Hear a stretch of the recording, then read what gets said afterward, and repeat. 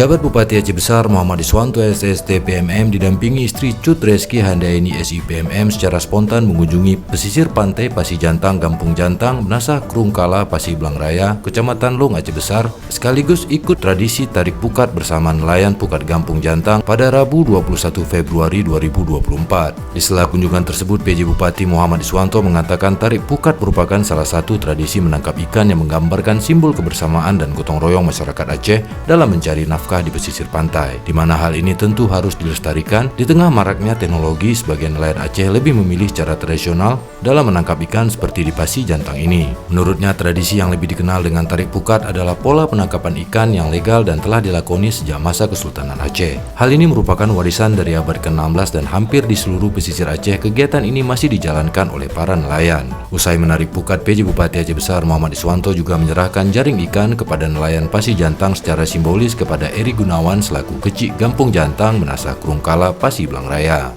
Iswanto mengatakan sebagai nelayan, masyarakat pesisir tidak hanya melakukan penangkapan ikan di perairan umum daratan saja, tapi juga melakukan penangkapan ikan sampai ke laut. Oleh karena itu, nelayan sangat memerlukan sarana penangkapan ikan yang memadai dan mendukung peningkatan hasil tangkapannya. Salah satunya dengan memberikan bantuan sarana penangkapan ikan berupa jaring sebanyak 3 unit kepada nelayan Pasir Jantang. Sementara itu, salah seorang nelayan di pantai Pasir Jantang, Munir, mengatakan tarik pukat adalah satu tradisi yang hampir hilang, sehingga pihaknya berusaha menjaga kelestarian tradisi Aceh tersebut, karena pada tarik pukat ini bisa menggambarkan semangat kegotong royongan di antara para nelayan sekaligus menjadi wadah silaturahmi dalam masyarakat, dan seingatnya hal ini sudah dilakukan kurang lebih 40 tahun secara turun-menurun di daerah ini.